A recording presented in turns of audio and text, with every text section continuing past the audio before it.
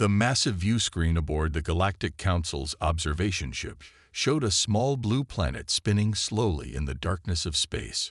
Around it, primitive satellites and space debris cluttered the orbital paths like floating garbage. The sight made Ambassador Gray's upper lip curl in disgust. "These are the beings you wish us to consider for membership?" he asked, his silver skin reflecting the soft light of the command center. "They haven't even cleaned up their own orbit. Primitives." The Council's observation team had spent 3 months studying Earth from beyond the range of human detection systems. They watched the clumsy rockets burning chemical fuel, the inefficient solar panels on their space station, and the painfully slow missions to their red neighbor planet, Mars. "Look at them," Gray said to his assistant. "They still use radio waves for communication. Radio waves, like children playing with rocks and sticks." The highborn delegation's laughter echoed through the chamber.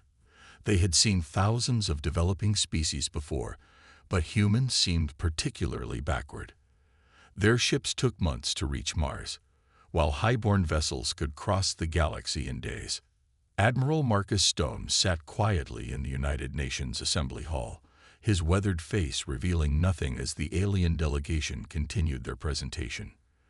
The highborn Ambassador Gray stood at the podium, his silvery skin gleaming under the lights as he outlined humanity's choices. "Your species has 2 options," Gray announced, not bothering to hide his smirk. "Accept our guidance and protection as a client race, or face military action. We are generous. We give you 1 Earth month to decide." The assembly hall erupted in worried whispers. World leaders exchanged nervous glances, but Admiral Stone remained still, his hands folded calmly in his lap. "You seem unconcerned, Admiral," Gray said, focusing his large eyes on Stone. "Perhaps you don't understand the gravity of your situation. One of our scout ships could defeat your entire planet's military." Stone looked up at the alien ambassador. "We understand perfectly, Ambassador Gray. Humanity appreciates your generous offer. We will provide our answer within the specified time frame." Gray's assistant leaned close to him and whispered, "They're even more primitive than we thought." No resistance at all. The highborn delegation left the assembly hall, their elegant robes sweeping behind them. As they boarded their shuttle, Gray reviewed the data again. Earth's most advanced weapons were nuclear devices, crude atomic bombs that the highborn had surpassed thousands of years ago. Their fastest ships used ion engines that were painfully slow. Their artificial intelligence systems were basic calculator machines compared to highborn computers. Back in the assembly hall, Stone waited until the alien shuttle had reached orbit. He pressed his finger against the small communicator hidden in his ear. "They've left atmosphere. Initiate protocol, sleeping giant."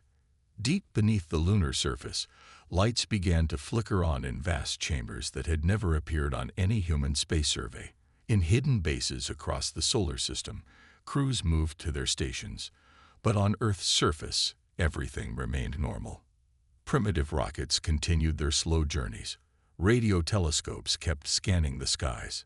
Satellites maintained their predictable orbits. That night, Ambassador Gray sent his report to the Galactic Council. Species, human. Threat level, minimal. Military capability, negligible. Recommendation, proceed with colonization. These beings barely understand the basics of space travel. They will make excellent workers once properly guided. Their planet has abundant resources, and their resistance capability is virtually 0. They seem to have accepted their fate already. In his office beneath the Rocky Mountains, Admiral Stone read the intercepted transmission. A small smile crossed his face as he opened a secure channel to the United Earth Defense Council. "They took the bait," he said. "All pieces are in position. Recommend we proceed with Phase 2. The games were about to begin, and humanity was playing for keeps. The elevator descended deeper into the lunar surface. Admiral Stone watched the depth counter tick past 2 kilometers. Few humans knew about this facility. Even fewer knew its true size. "Status report," he commanded as he stepped into the Lunar Command Center. The massive chamber stretched for half a kilometer, its curved walls covered in glowing displays showing the positions of thousands of ships hidden throughout the solar system. "All fleets report ready, sir," Commander Wells responded, her fingers dancing across the holographic controls. "The Highborn still haven't detected our quantum shielding. Their scans pass right through our bases as planned." Stone walked to the main viewing window. Beyond the reinforced transparent aluminum, row after row of warships filled an underground cavern large enough to hold a small city. Their dark hulls absorbed light, making them nearly invisible even at close range. These weren't the primitive chemical rockets the Highborn had seen. These were humanity's real ships. "Show me the numbers," Stone ordered. The main screen lit up with the data. 1,500 main battle cruisers, 3,000 stealth frigates, 10,000 autonomous fighter craft, 50 mobile shipyards, 100 planetary defense platforms. All hidden, all ready. "Play the recording from 2089, Stone said quietly. The screen shifted to show an old video. A younger Stone stood in a laboratory with Dr. Anna Reed, the physicist who had changed everything. "We've done it," Reed said in the recording, her eyes bright with excitement. "True, faster than light travel. But Admiral, the Hawking signals we detected, we're not alone out there. And some of them have been watching us." The recording showed their first detection of alien surveillance. That day, humanity made its greatest decision: to hide their true progress. They built dummy rockets, launched obsolete satellites, and maintained a carefully crafted image of technological backwardness. 36 years of preparation. Stone muttered. "Let's hope it was enough." An alert flashed across the screens. The Highborn ships were moving into attack formation. They had launched their invasion fleet exactly as predicted. 100 ships, a size they deemed more than sufficient to handle a primitive world. Stone opened a secure channel to the United Earth Defense Council. The 12 leaders of humanity's combined military forces appeared on screen, their faces grim but determined. "They've launched," Stone reported. 100 ships, standard combat formation. Exactly as our intelligence suggested. They're not even bothering with stealth systems. Council Elder Reed, daughter of the physicist who had started it all, spoke first. "All these years of hiding, of playing weak, it ends today. You have authorization to proceed with Protocol Sleeping Giant, Admiral." Stone turned to his crew. "Send the wake-up signal." Across the solar system, hidden bases powered up. Beneath the surfaces of Mars, Venus, and dozens of asteroids, massive doors began to open. In the clouds of Jupiter, cloaked shipyards sparked to life. Crews who had trained for years in secret moved to their battle stations. "Sir," Wells called out, "the Highborn fleet is broadcasting their demand for surrender." Stone allowed himself a small smile. "Send them our response." Message received. Initiating compliance procedures. The Highborn would expect to see Earth's pathetic military satellites powering down, its primitive defense systems shutting off. Instead, they were about to witness something very different. "All ships, power up quantum drives," Stone commanded. "Stealth systems remain engaged until my mark. Let them come a little closer. Let them think they've won." In the vast chamber before him, thousands of engines hummed to life. Humanity had spent 36 years preparing for this moment. They had hidden their strength, played the part of primitive beings, and waited patiently. Now it was time to show the galaxy exactly what humanity could do. The Highborn invasion fleet moved steadily toward Earth, their 100 ships arranged in a perfect attack formation. On their command ship, Ambassador Gray watched with satisfaction as Earth's primitive satellites began shutting down one by one. "See how they surrender," he said to his captain. "Not even a single missile launched in defense. Pathetic." "Sir," his sensor officer called out, "I'm detecting some strange readings from the moon. Probably their crude mining operations."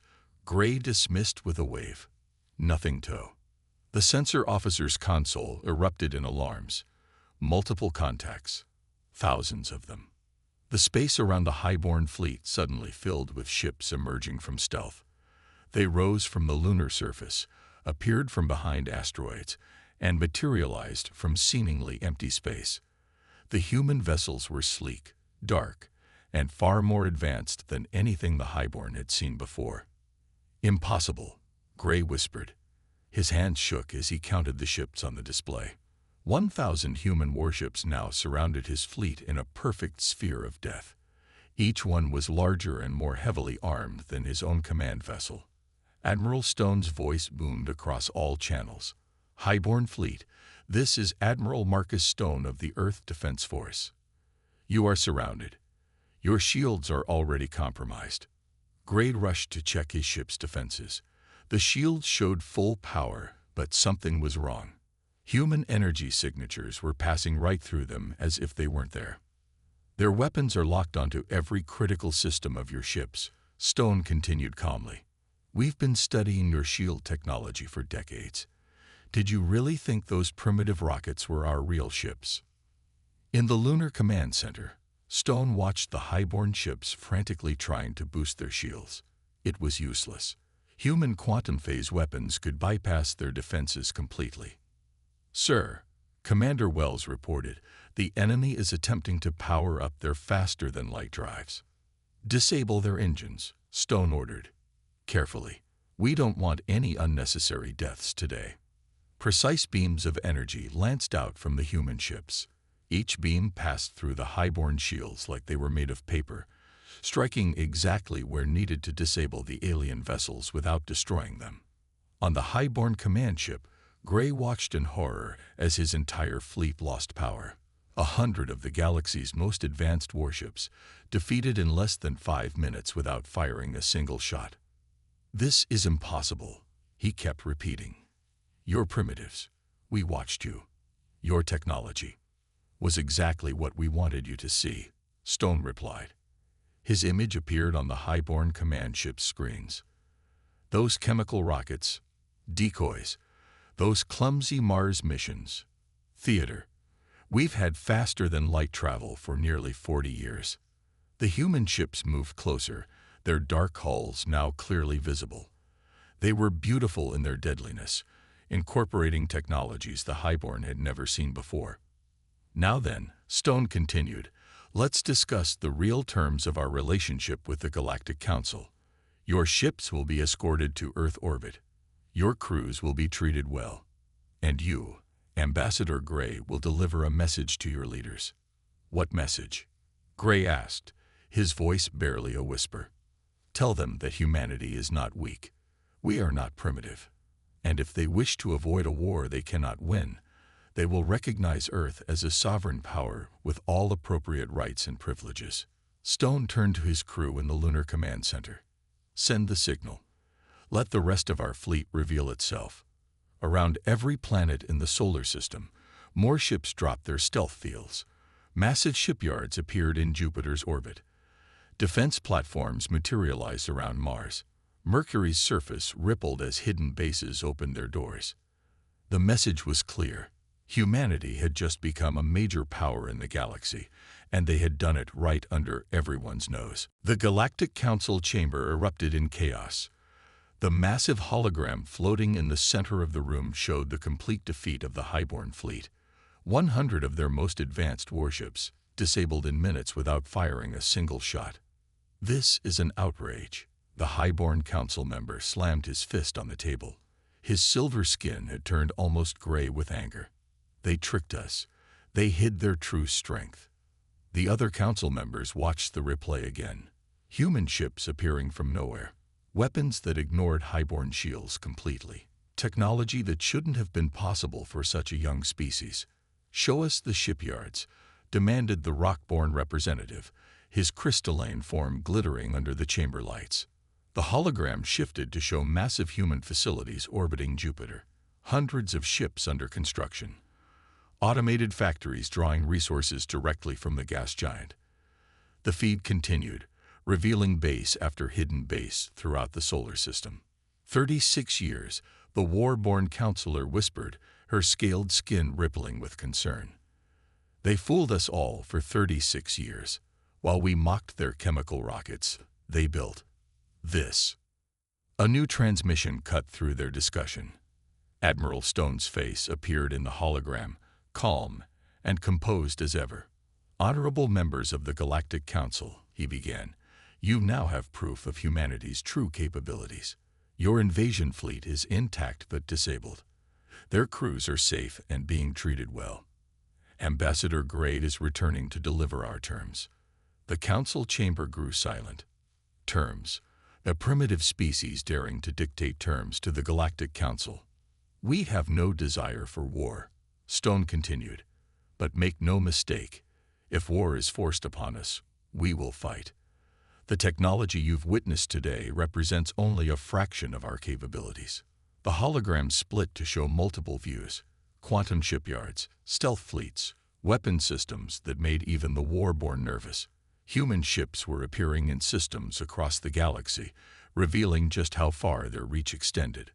"What are your terms?" asked the council leader, her voice steady despite the situation. "Simple. Earth will be recognized as a sovereign power with all rights and privileges that status entails. We will share some of our technological advances, particularly in medical science, with peaceful species. In return, we require guarantees of our independence and territory." The Rockborn counselor leaned forward. "And if we refuse? Then we demonstrate why hiding our strength for so long was a tactical choice, not a necessity." The message was clear. Earth could have revealed itself years ago. Instead, they waited, gathered intelligence, and prepared. They knew the Council's weaknesses, their military capabilities, their tactical doctrine. They had watched and learned while pretending to be primitive. Ambassador Gray entered the chamber, still shaken from his experience.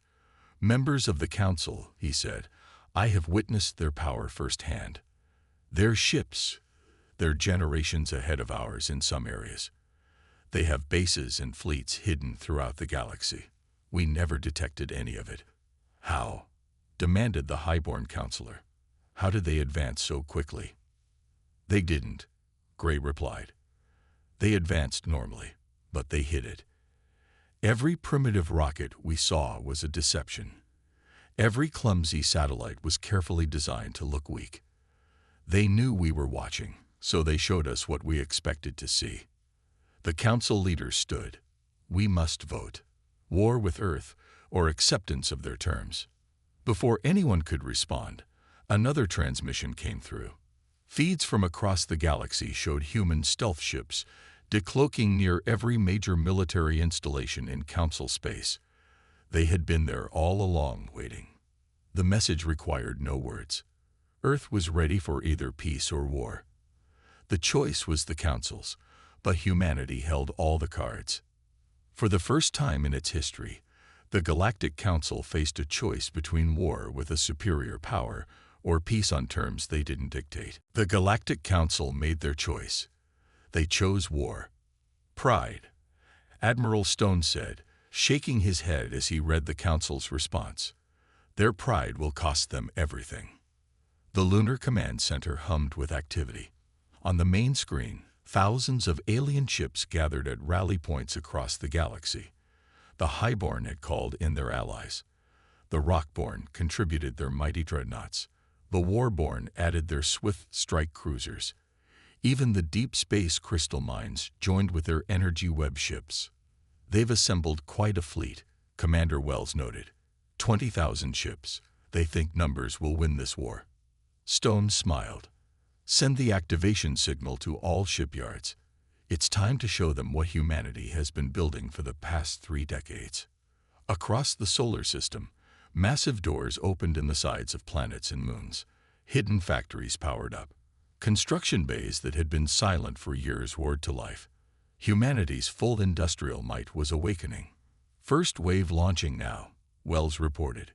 From Jupiter's clouds emerged 100 shipyards, each one producing a fully armed warship every hour. Mars opened its polar caps, revealing underground factories stretching for thousands of kilometers.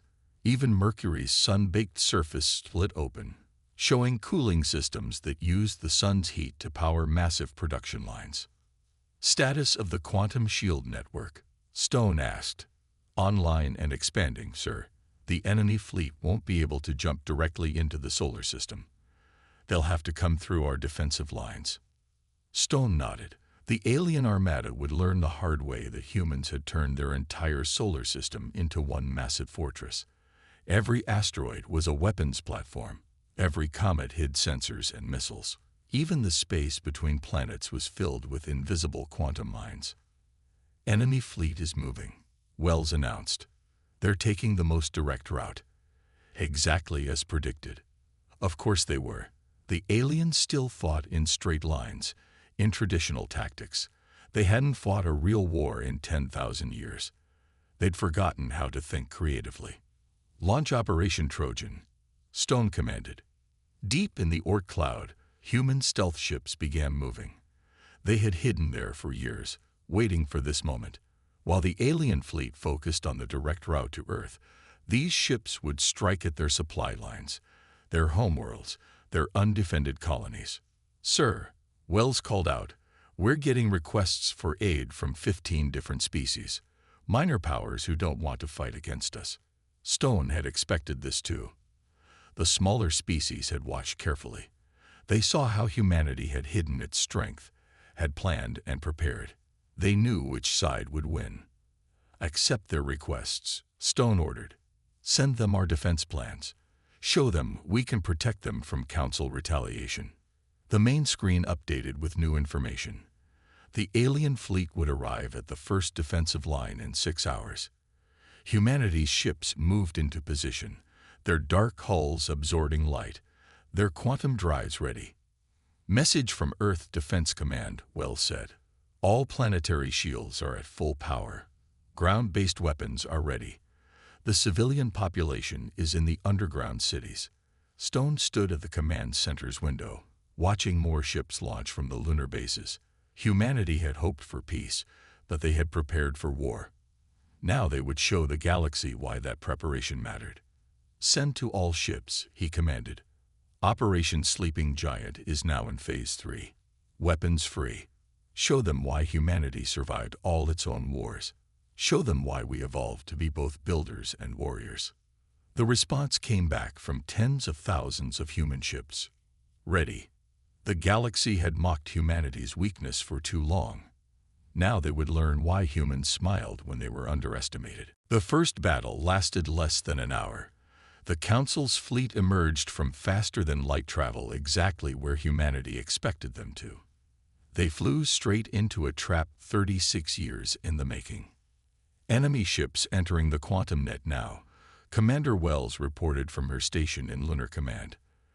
The massive screen showed 20,000 alien vessels caught in humanity's invisible web. Admiral Stone watched calmly.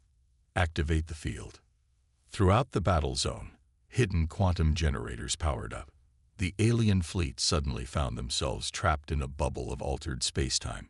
Their faster-than-light drives wouldn't work. Their weapons fired in slow motion. Their communications took hours to travel meters. Launch the combat drones, Stone ordered. From behind every asteroid and moon in the region, small black spheres emerged. These were humanity's autonomous combat units, each one powered by an AI that had learned from every war in human history. They moved with perfect precision, ignoring the time distortion field that trapped the alien ships. The highborn flagship tried to fire its main weapons. The energy beams moved like syrup through the quantum field. The human drones simply moved aside, letting the shots pass harmlessly by. Their shields are trying to adapt, Wells noted, watching the readings. Switching to Phase 2 weapons. The drones changed tactics instantly. Instead of conventional weapons, they fired beams of pure quantum energy. The aliens watched in horror as these beams passed straight through their strongest shields, precisely disabling weapons and engines without destroying the ships themselves. Remarkable, said the rock-born commander as his mighty dreadnought drifted powerless in space. Their technology. It's like nothing we've ever seen. Stone opened a channel to all enemy vessels. This is Admiral Stone. As you can see, your weapons are useless. Your shields cannot stop us. But notice that none of your ships have been destroyed, none of your crews harmed. This is intentional. The human drones continued their work, systematically disabling the entire alien fleet. They moved like dancers through space, their quantum drives leaving no trace, their black surfaces absorbing all scanning attempts. In the Lunar Command Center, Stone received a new report. "Sir, the Trojan fleet reports success. They disabled the Council's shipyards in 12 systems. No casualties." This was humanity's true advantage, not just advanced technology, but the wisdom to use it properly. Every weapon was designed to disable rather than destroy. Every tactic aimed to preserve life while achieving victory. Signal from the Crystal Mine ships, Wells announced. "They're powering down voluntarily. They're requesting permission to study our quantum field technology." Stone nodded. The crystal mines were scientists first, warriors second. They could recognize superior technology when they saw it. Others would follow their lead. "Show them the medical ships," Stone commanded. Behind the combat drones, larger vessels appeared. These ships carried humanity's greatest achievements: medical technology that could cure almost any disease, regeneration systems that could heal any injury, life extension treatments that could triple any species' lifespan. "You fought us because you feared our weapons," Stone broadcast to the disabled fleet. "Now see what we can offer as friends instead of enemies." The alien crews watched in awe as human medical ships began treating their injured, even as the battle was still ending. They saw technology that didn't just preserve life, but enhanced it. This was humanity's masterstroke, showing mercy from a position of total victory. "Sir," Wells said quietly, "we're getting surrender signals. The war-born fleet first, then the rock-born. The high-born ships are last, but they're surrendering too." Stone allowed himself a small smile. The galaxy was learning an important lesson. Humans hadn't just built better weapons during their years of hiding. They'd built a better way of winning. The Galactic Council chamber looked very different now. Where once the highborn had sat at the highest seats, now all species sat at an equal level. Admiral Stone stood at the center, his simple blue uniform a stark contrast to the elaborate robes around him. "The terms are simple," Stone said, his voice carrying to every corner of the chamber. "Earth joins the Council as a full member. All species are granted equal voting rights. The era of highborn dominance is over." The highborn representatives, their silver skin dulled with exhaustion, could only nod. Their mighty empire had crumbled in just 7 days, not through destruction, but through humanity's precise, calculated show of force. Furthermore, Stone continued, "Earth will share its medical technology with all species. Our quantum drives will be available for civilian transport. Our agricultural advances will help feed hungry worlds." The chamber erupted in approving murmurs. This was not how conquered species usually behaved. Humans were offering partnership instead of demanding submission. But Stone's voice hardened slightly. "Earth will maintain its military advantage. Our shipyards, our weapon designs, our quantum shield technology. These remain ours. We will be peacekeepers, not conquerors."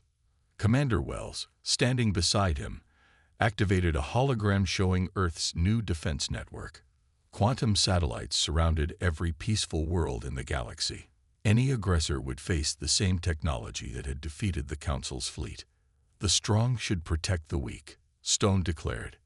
"This is what humanity learned from its own bloody history. We fought ourselves for thousands of years. We nearly destroyed ourselves many times. But we learned.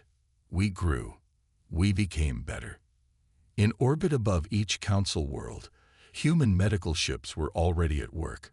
Diseases that had plagued species for millennia were being cured. Lifespans were doubling, then tripling. This was humanity's real victory, winning through helping rather than hurting. "The Rockborn delegation has a question," announced the Council moderator. The crystalline ambassador rose. "Why did you hide for so long? With your technology, you could have conquered us years ago." Stone smiled. "Because we needed to know who you were, how you fought, what you valued. We watched as you dealt with other species. We saw the Highborn's arrogance, but we also saw the Crystal Mind's wisdom and the Warborn's honor. We learned who would be friends and who would be enemies. The chamber absorbed this. 36 years of patience. 36 years of watching, learning, and preparing. A message from Earth Defense Command. Wells whispered to Stone. He nodded, and she activated another hologram. The image showed Earth's shipyards being converted. Military vessels were being refitted as exploration ships. Weapon factories retooled to produce medical equipment. Humanity was keeping its sword, but offering its plowshare. The galaxy stands at a crossroads, Stone said. The old order of domination and submission is over. Earth offers a new way forward. Equal partnership, mutual defense, shared prosperity. One by one, the council members stood. The Crystal Minds first, then the Warborn, the Rockborn, and finally, the Highborn themselves. The vote was unanimous. Later, in the privacy of his ship, Stone looked at an old photograph. It showed him as a young officer, standing beside Dr. Reed when they first detected alien signals. "We did it, Anna," he whispered to the image. "We showed them a better way." Commander Wells entered with a report. "Sir, the history texts are being updated across the galaxy. Would you like to see how they're describing Earth now?" Stone read the new entry. Earth, home of humanity. Once thought primitive, they proved to be the most advanced species in known space. Their greatest achievement was not their technology, but their wisdom in using it. They turned enemies into allies, transformed an empire into a partnership, and showed the galaxy that true strength lies not in domination, but in the power to make things better. The story of the primitive humans who fooled the galaxy had become a legend, but more importantly, it had become a lesson.